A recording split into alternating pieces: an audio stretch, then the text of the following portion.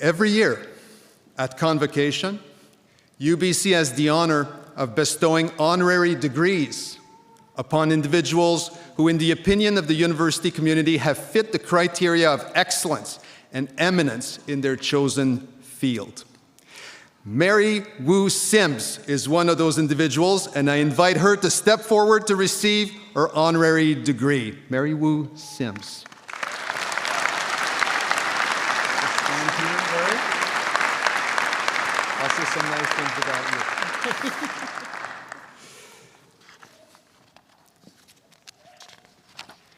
Madam Chancellor, Mary Wu Sims is a former Human Rights Commissioner for British Columbia and one of Canada's most influential advocates for 2S LGBTQIA+ rights and social justice.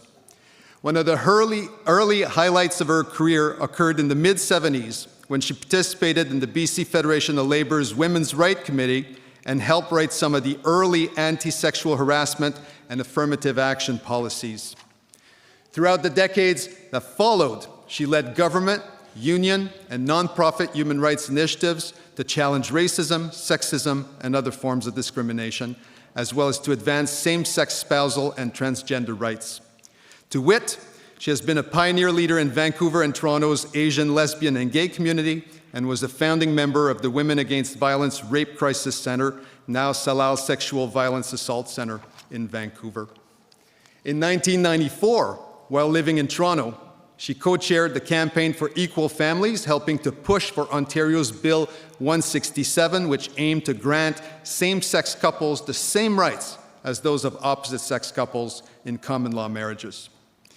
Similarly, while serving as Chief Commissioner of the BC Human Rights Commission, she contributed to legislative advances such as the 1997 Family Relations Amendment Act, which extended equal rights to same-sex couples in family law and adoption.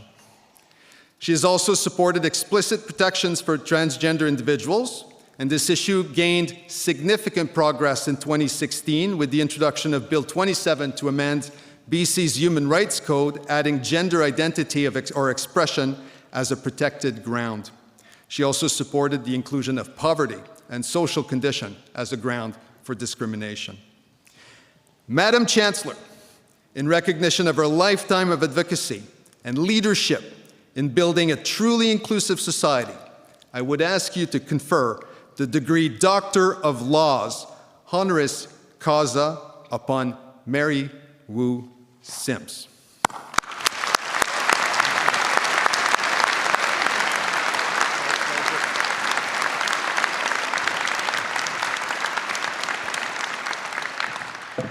By the authority of the Senate of this university, I confer upon you, Mary Wu Sims, the title and degree Doctor of Laws, honoris causa. There you go.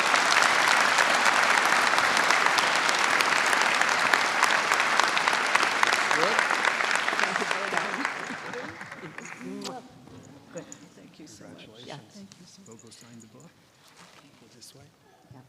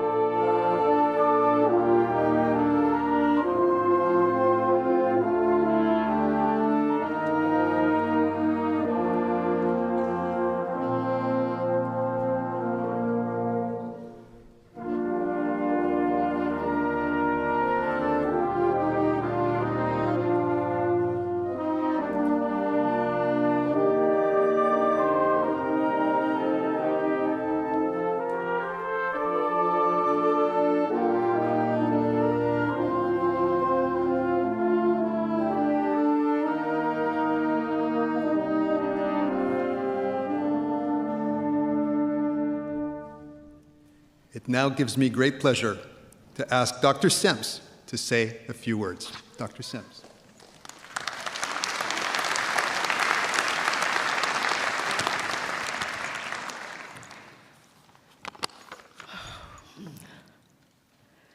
Elder Grant, Chancellor Rogers, President Bacon, senators, graduating students, honored guests, friends and family, welcome. 各位歡迎，我嘅名係沈明麗. In Cantonese, I just said my Chinese name and welcomed everyone. I offer my respects and thanks to the Coast Salish people, especially the Musqueam Nation, for allowing us on their unceded land. I pay my respects to all the elders present.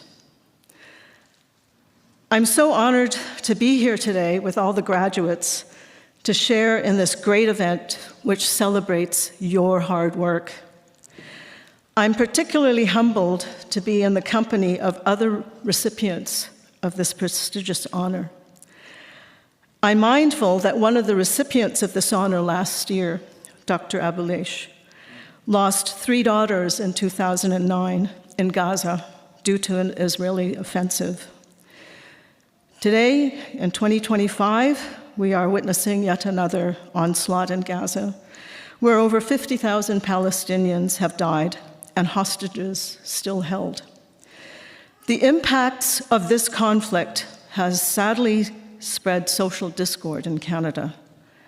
I absolutely condemn anti-Semitism, Islamophobia, and any form of racism. I pray that peace will eventuate in all conflict zones so that no one has to grieve the loss of their loved ones. I have had the privilege of working on human rights issues in Canada. I say privilege because in some countries, to advance human rights is to risk your life. An international human rights organization called Frontline Defenders, which was founded with the specific aim of protecting human rights defenders, reports that in 2024, 324 human rights defenders in 32 countries were killed. I came out as a lesbian in the 1970s, a time when there were no protections against discrimination because of sexual orientation. To be an out lesbian was to risk my livelihood and not my life, as it is in other countries even today. I was and am able to work for the advancement of GLBTQ2S human rights protections in a relatively safe environment. And I could not have done these rights without the help of others. And here I include the lawyers I've worked alongside with. While some of us lobbied and used the political process to fight for our rights, the lawyers amongst us used their understanding of the law and their creativity. They successfully argued before the Supreme Court of Canada that Section 15 of the Charter of Rights and Freedoms included protections from discrimination for historically disadvantaged groups, such as those of us in the rainbow or queer communities. The protections we now enjoy under human rights laws across Canada are as a result of communities working together to change things. However, this doesn't mean that our work is done. We must remain ever vigilant to protect the rights we have gained. There are those in our rainbow community currently under attack, and that is the trans community. We must work to ensure that all of us are safe and protected. To the graduates of the Peter Allard School of Law, I congratulate and celebrate your hard work. I urge you law graduates to use your knowledge and creativity to continue to advance human rights in Canada and around the world. To the graduates from the faculties of audiology and speech sciences and from medicine, congratulations. In my human rights career, many challenging issues have arisen from the intersection of science and human rights.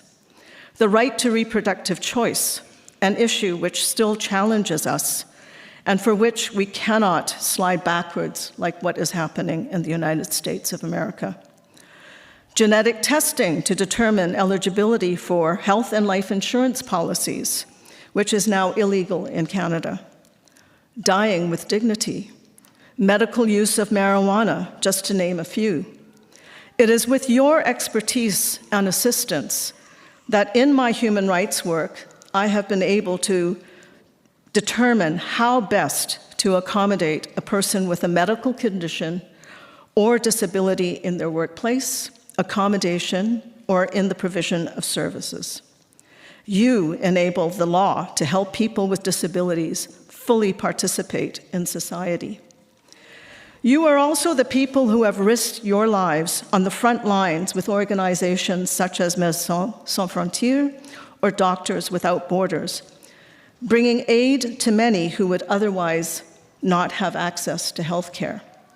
In fact, last week, while listening to CBC Vancouver's early edition, I heard an interview with UBC-trained orthopedic surgeon, Dr. Deirdre Noonan, who recently returned from work in Gaza. To all graduates, I thank you for embarking on your important work. I want to thank UBC again for this honor. When I started my working life and career in human rights, it was because I believed in fairness and equality, both values that my mother instilled in me. She, who was denied an education because she was a girl in a world that thought little of women's value. She encouraged her daughters to get an education and make something of ourselves. Stand on your own 2 feet, she'd say. A woman who rebelled against having her feet bound when she was a young girl in China. My mother died in 1996, and I dedicate this honorary degree to her. She held up more than half the sky for me. To all graduates, congratulations.